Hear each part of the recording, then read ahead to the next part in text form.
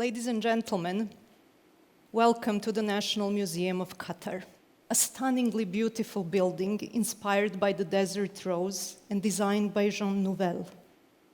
This is one of several newly established museums in Qatar, a country that has been actively investing in museums and building its creative and cultural industries. Qatar's focus on museums has been strategic. As the country shifts towards a knowledge-based economy, it has astutely recognized the critical role that the museums will play in shaping the educational landscape and preparing the young generation for the future. And this major cultural endeavor is based on a vision that museums are moving beyond their traditional role as mere depositories of objects and becoming something much more important.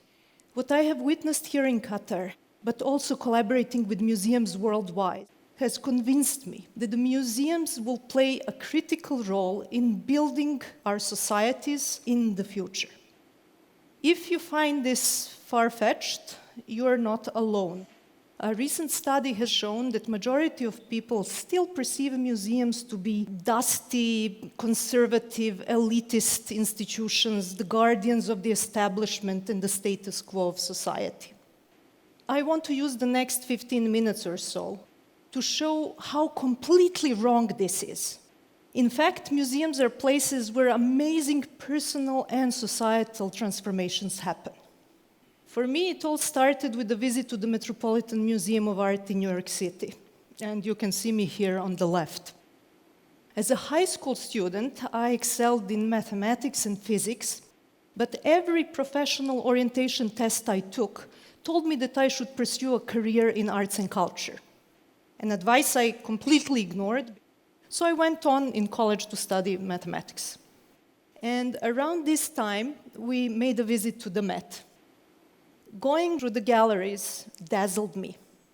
Looking at art produced in my mind the same kind of music I heard when doing math, but with a visual stimulation that no numerical expression could match. The aesthetic experience was so compelling that I felt as if I had reached some higher level of understanding. This visit changed everything for me. I went back to college and exchanged math courses for art history ones, eventually earning a doctorate in that field. The future of museums is difficult to predict, but you're probably aware that museums are already playing numerous roles in our lives and our societies. For instance, they fuel economy and tourist industry. They foster cultural diplomacy. They create a sense of identity, make communities more inclusive and connected.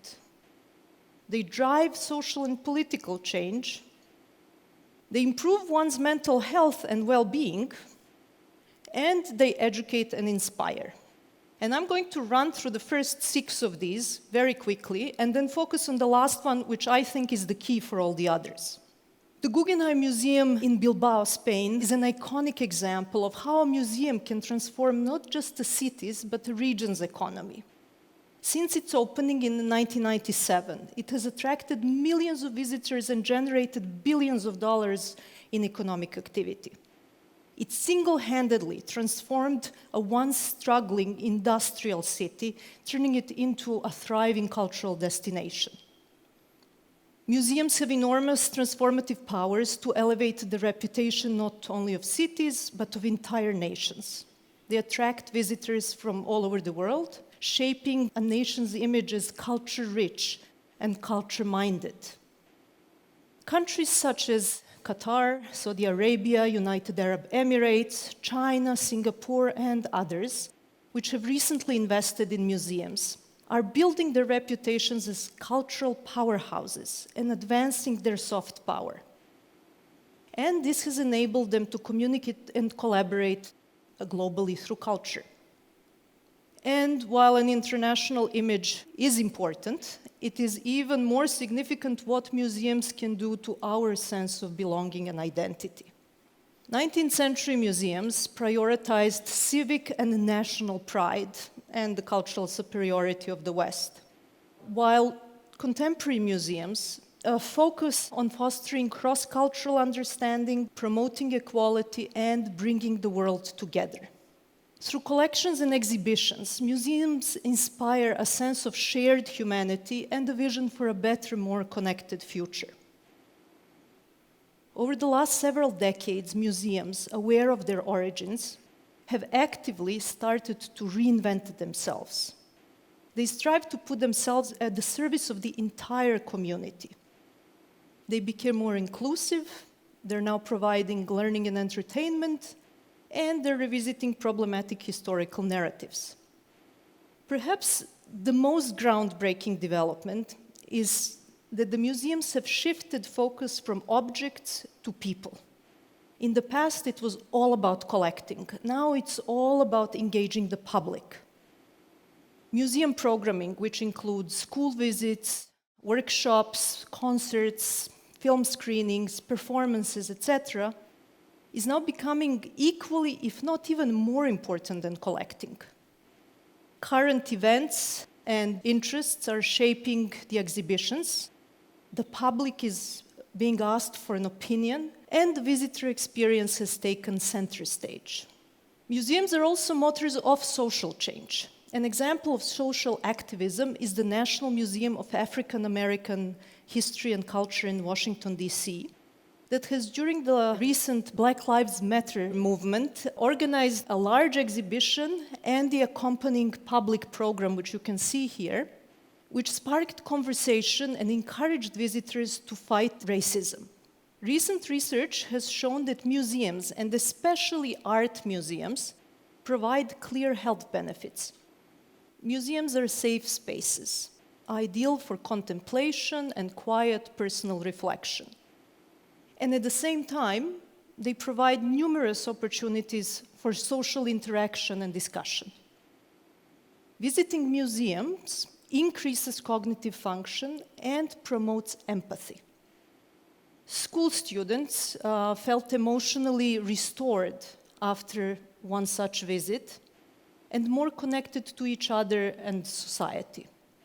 But perhaps the greatest power of museums is their boundless potential to teach. Museums are amazing educators, but there is a slight problem. Not everybody, and especially not all children, like going to museums. Some find them boring, and this is why parents and educators have a special responsibility. My own daughter had the bad fortune that whenever we would travel somewhere, we would first visit a museum. She was about 3 years old when she decided to rebel, and as we were entering Paris, she started screaming, "I don't want to go to the museum, I want to go to the playground." So of course we stopped, and instead of spending the day in the Louvre, we spent it at a playground in the Parisian suburbs. Now, fast forward 13 years later, my daughter is now the one who insists on visiting all the museums and heritage sites wherever we go. So, early indoctrination pays off. Or in other words, if she hadn't been exposed early on to going to museums, she might not have developed such a keen interest in all things cultural. Going to museums as a child inevitably leads to lifelong learning. A museum is a place where learning has no beginning and no end. And because of that, I'm arguing that the museum is in many ways a better school than the traditional school. In contrast to schools, museums encourage imagination and creativity. In the most watched TED Talk of all time, Ken Robinson has famously argued that schools kill creativity. They're not student-focused or not student-centered enough, and they prioritize STEM subjects, science, technology, engineering, and math. Museums, however, allow for free exploration and choice. They continuously produce that wow effect when you discover something new by yourself. And going back to my transformative visit to the Met, what I liked best was that I could choose to look at those artworks that spoke to me. That freedom to choose and personalize learning does not exist when studying exact sciences or when studying for an exam. And actually, you may already know, and you have probably noticed in your daily lives, that young people of today are prioritizing and demanding personalized learning, which is very much in line with other personalizations that are being promoted to us. And museums allow for choice as no curriculum does. Museums offer various types of learning, so people can choose the style that suits them best. And here are some of those. Experiential learning, reflective, interactive learning, collaborative, object-based learning, interdisciplinary, multisensory, multimodal, lifelong learning, and more. As Howard Gardner's seminal work, Multiple Intelligences, has demonstrated, everybody learns differently and prefers different styles of absorbing information. And not to go into details, suffice it to say that people learn best from personal experience. And in museums, they come into direct contact with objects and artworks. Kids under the age of 6, because their abstract thinking is not yet developed, learn best on the level of concrete experience, through interactive, collaborative, and object-based activities. And because exhibitions stimulate rather than didactically teach, visitors learn by inspiration and enjoyment. And what is learned in this way stays longer in one's mind.